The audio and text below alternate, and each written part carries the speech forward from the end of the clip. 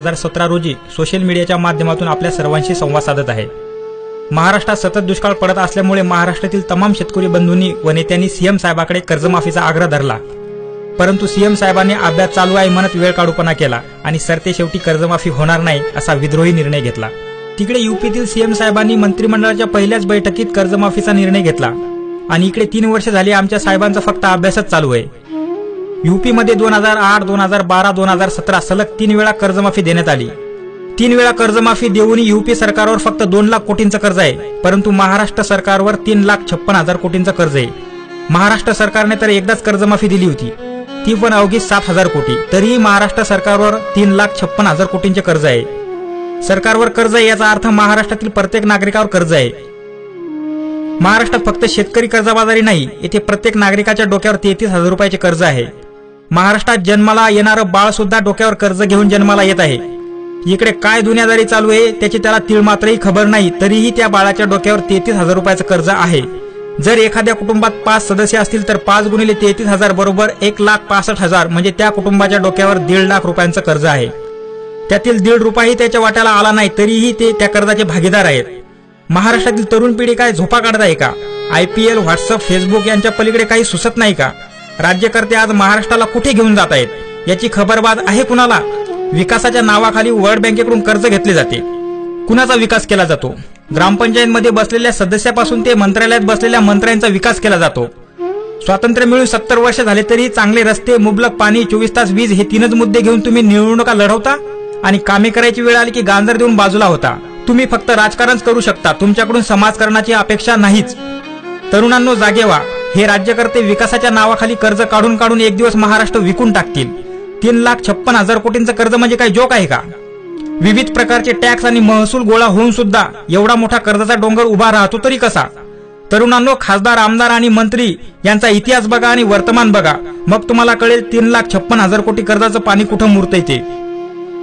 30-35 हजारासाठी आमचा शेतकरी आत्महत्या करतो आणि इकडे 3,56,000 कोटींचं कर्ज असून सुद्धा एकही खासदार, आमदार, मंत्री, संत्री आत्महत्या करीत नाही। यांना कोणालाच विषयाची गंभीरता नाही। अहो, इथं शेतकऱ्यांची मुलं मुली आत्महत्या करीत आहेत। लातूरमध्ये घडलेली घटना आठवल्यावर अंगावर काटा उभा राहतो। तुमच्या नाकर्तेपणामुळे शेतकऱ्यांची मुलं मुली आत्महत्या करीत आहेत।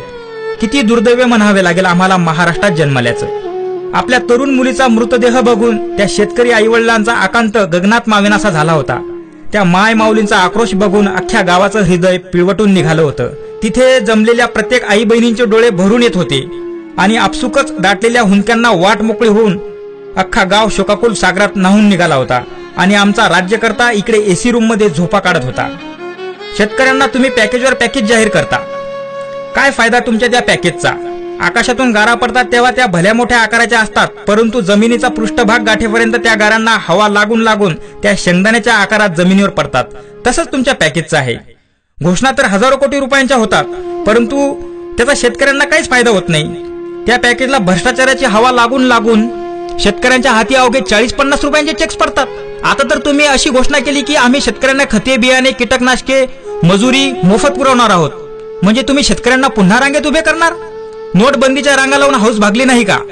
एवढा खटाटोप केल्यापेक्षा शेतकऱ्यांच्या अकाउंटला रक्कम डायरेक्ट ट्रान्सफर करा ना। तुम्हाला साधं तूर खरेदीचं नियोजन करता आलं नाही। शेतकरी तिकडे बाजार समित्यामध्ये 15-15 दिवस मुक्कामाला आहे। तुम्ही आम्हाला पोकळ आश्वासन देता, कर्जमाफी नाही तर कर्जमुक्ती करू म्हणता। अध्यक्ष महोदय, तुमच्या कथनी आणि करणीमध्ये जमीन आसमानचा फरक आहे। तुमची कथनी करणीमध्ये समाविष्ट होईपर्यंत किती शेतकरी सरणी चढतील, किती आया बहिणींचं कुंकू पुसलं जाईल, किती निरपराध मुलं मुली पोरके होतील याची थोडी तरी जाणीव आहे का तुम्हाला? काय तर बोलाचाच भात आणि बोलाचीच कढी। राज्यभरात रोज उभारली जाते आत्महत्येची गोडी। राज्यकर्त्यांनो, लाज वाटू द्या थोडी, उगाच थापा मारून बांधू नका माडी। अरबी समुद्रात 10,000 कोटी खर्च करून छत्रपती शिवाजीराजेंचा पुतळा बांधायचा म्हणता तुम्ही। नाकापेक्षा मोती का जड करताय तुम्ही? विरोध पुतळ्याला नाही, विरोध आहे तुमच्या शेतकरी विरोधी धोरणांना। इकडे जिवंत शेतकरी मरणासन्न होऊन पुतळे होऊन पडले आहेत आणि तुम्ही तिकडे छत्रपती राजांचा पुतळा बांधायला निघालात। आज आमचे छत्रपती राजा असते तर आमच्यावर अशी वेळ कधीच आली नसती। छत्रपती राजांच्या काळात कधीच कुणी आत्महत्या केली नाही। आज आमचे छत्रपती राजा असते तर तुमच्यासारखे भ्रष्टपती नेते चराचरा कापून टाकले असते। राज्यकर्ते कसे असावे, राजकारण कसे असावे हे राजांच्या शिवचरित्रातून शिकून घ्या। शिवचरित्र तुम्हाला काय ढेकळ कळणार आहे का? येथे घटनेनेच अंगठे बहादरांना राज्य करण्याची मुभा दिली आहे। येथे आम्हाला साधा चपराशी व्हायला 12वीची अट आहे, पण राज्य करताना खुली सूट आहे। यामध्ये काहीच बदल व्हायला नको। आमच्या छत्रपती राजांनी 400 वर्षापूर्वी बांधलेले गड किल्ले आजही पाय घट्ट करून उभे आहेत, आणि तुम्ही काल बांधलेले रस्ते पुराच्या पाण्यात वाहून जातात। हाच आहे का तुमचा पारदर्शकपणा? आमच्या राजांचा काळ कधी परत येईल देवच जाणो। आमचा शेतकरी वर्ग खूप भाबडा आहे। त्याला वाटतंय देव कोपलाय म्हणून दुष्काळ पडतोय। देव कोपलाय म्हणून नाही तर राज्यकर्ता झोपलाय म्हणून दुष्काळ पडतोय। देवाने ज्यांच्यावर कामे करण्याची जबाबदारी सोपवलेली आहे तेच नेते कामे करीत नाहीत, म्हणून आपले गाऱ्हाणे घेऊन शेतकरी पंढरीची वारी करतोय। त्याला वाटतंय विठू माऊलीला साकडं घातल्यावर तो सर्व काही ठीक करेल। हे प्रश्न सोडवण्यासाठी तुमचा विठू माऊली पंढरीत नाहीये, तुमचा विठू माऊली तिकडे मंत्रालयात बसला आहे सूटबूट घालून। यावर्षी आषाढी एकादशीला पंढरीला न जाता लाखोंच्या संख्येने मंत्रालयात जा, तिथे जाऊन टाळ मृदंग वाजवा। सुटाबुटात झोपलेल्या विठू माऊलींना उठवा, पांडुरंग पांडुरंग म्हणत त्यांच्यावरील भ्रष्टाचाराचा गडदरंग धुवून काढा आणि कर्जमाफी द्यायला त्यांना भाग पाडा। राज्यभरात रोज आत्महत्या होत असताना इकडे संघर्ष यात्रेचा इव्हेंट चालू आहे। अरे तुम्ही संघर्ष यात्रा काढताय कुठे? आग मुंबईला लागली आणि पाणी घेऊन चालले दिल्लीला। तुम्ही सत्तेत होते तेव्हा कसे हे तुमच्यावर धावून आले होते आणि कर्जमाफी करून घेतली होती, तसे तुम्हीही त्यांच्यावर धावून जा ना। घाबरताय कुणाला? 15 दिवस अन्न त्याग करा, त्यांच्या दारात तळ ठोकून बसा। फक्त तोंडाने फुकल्यावर आग नाही विझत। तिकडे तो एकटा विदर्भवीर आसूड यात्रा घेऊन पीएम साहेबांच्या होमग्राऊंडवर चालून गेला होता। त्या वाघाला गुजरात पोलिसांनी मध्येच अडून माघार घ्यायला लावली, नाहीतर पीएम साहेबांना चांगलं धारेवर धरण्यात आलं असतं। अधिवेशनीय काळात सत्तेतील वाघांनी चांगलीच डरकाळी फोडली। वाघाची डरकाळी बघून इतर पक्षांनाही चांगलाच जोर आला होता। कर्जमाफीबद्दल शेतकऱ्यांच्या आशा चांगल्याच पल्लवित झाल्या होत्या, पण 2-4 दिवसातच वाघाचं कधी मांजर झालं कळलंच नाही। वाघाची डरकाळी काय फक्त सिजनेबल डरकाळी आहे का? निवडणुका लागल्यावरच नको नको ते स्टेटमेंट द्यायचे, हे करू देणार नाही ते करू देणार नाही, कर्जमाफी झाली नाही तर हा प्रकल्प बंद पाडू तो प्रकल्प बंद पाडू। वाघ 2-4 दिवस चांगल्या डरकाळ्या फोडतो, कर्जमाफीसाठी वाघ रस्त्यावर का उतरत नाही? कर्जमाफीची मागणी एकसारखी का लावून धरत नाही? याच्यावरून हे सिद्ध होते की यांना शेतकऱ्यांशी काही देणं घेणं नाही, यांना फक्त यांची राजकीय पोळी भाजून घ्यायची आहे। सीएम साहेब म्हणतात आम्ही 25 लाख शेतकऱ्यांशी संवाद यात्रा करू। सीएम साहेब, आत्महत्याग्रस्त कुटुंबातील मुला मुलींसोबत संवाद यात्रा करा। तुमच्याशी काय संवाद होईल ते कळेलच तुम्हाला। 2.5 वर्ष तुम्ही शेतकऱ्यांचा अभ्यास केला, आता पुढील 2.5 वर्ष शेतकऱ्यांशी संवाद करा आणि शेतकऱ्यांना म्हणावा आहात तसेच मरा। सीएम साहेब, तुम्ही फक्त अभ्यास आणि संवादच करत राहा। खरं काम तर तिकडे आमिर खान पाणी फाउंडेशन मार्फत करत आहे। आमिर खान सपत्नी 45 डिग्री तापमानात गावोगावी फिरून श्रमदान करणाऱ्या लोकांचा उत्साह वाढवत आहे, आणि इकडे तुम्ही एसी रूम मध्ये बसून गारगार वारा घेताय। आमिर खान यांनी असुरक्षतेविषयी एक स्टेटमेंट काय दिलं होतं, अख्ख्या देशात त्यांच्या विरोधात रान पेटून उठलं होतं। आता तोच आमिर खान एवढा स्तुत्य उपक्रम गाजवत आहे, त्याविषयी कोणीही जजमेंट द्यायला तयार नाही। मुळात चांगलं बघायची दृष्टीच आपल्याकडे नाही। आमिर खान यांचं तुफान आला या ह्या कार्यक्रमाला युट्यूबवर अवघे 5000 व्ह्यूज येतात, आणि तिकडे सनी लिओनच्या लैला लैला ॲटम सॉंगला 10 करोडपेक्षा जास्त व्ह्यूज येतात। तो एकटा आमिर खान एवढा मोठा सेटअप लावू शकतो। तुमच्याकडे तर सेटअप ऑलरेडी तयार आहे, पण तुम्ही त्या सेटअपला झोपेतून गेटअप करायलाच तयार नाही।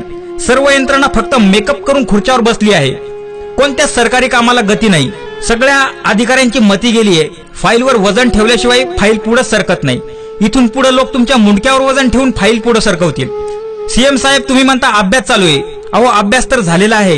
एकूण थकबाकी कर्जापैकी 80% कर्ज पश्चिम महाराष्ट्रात आहे, उरलेलं 20% कर्ज विदर्भ खानदेश मराठवाड्यात आहे। आत्महत्याग्रस्त विभाग म्हणून विदर्भ मराठवाडा आणि खानदेशमधील शेतकऱ्यांचे 7-8 हजार कोटींचे कर्ज माफ करा। पश्चिम महाराष्ट्रातल्या कर्जाच्या दबावापायी विदर्भ मराठवाड्यातील शेतकरी नामशेष करू नका। पश्चिम महाराष्ट्रातील शेतकऱ्याकडे अजून थोडा धीर बाकी आहे, परंतु मराठवाडा विदर्भातील शेतकऱ्यांचा धीर आणि संयम तुटून गेला आहे। सरसकट कर्जमाफी झाली तर फारच चांगलं, पण तुमचं बजेट कोसळते म्हणून मी हा उपाय सुचवला आहे। व्हेंटिलेटरवर गेलेल्या शेतकऱ्यांना नॉर्मल स्थितीत आणणं तुमच्या हाती आहे, नाहीतर उगाच विरोधी राजकारण करतील म्हणून मला ना तुला घाल कुत्र्याला अशी आडमुठी भूमिका घेऊन विदर्भ मराठवाड्यांची कर्जमाफी टाळू नका। तुम्ही जर विदर्भ मराठवाड्याची कर्जमाफी टाळली तर तुम्हाला नक्षलवादी बघायला छत्तीसगडमध्ये जाण्याची गरज पडणार नाही। विदर्भ मराठवाड्यातच पावला पावलावर नक्षलवादी तयार होऊन पांढरे कपडेवाल्यांना ठार करतील। पुन्हा एकदा कळकळीची विनंती करतो, बघा जमते का कर्जमाफीचं, नाहीतर तयार राहा येणाऱ्या परिस्थितीला तोंड द्यायला। शेतकरी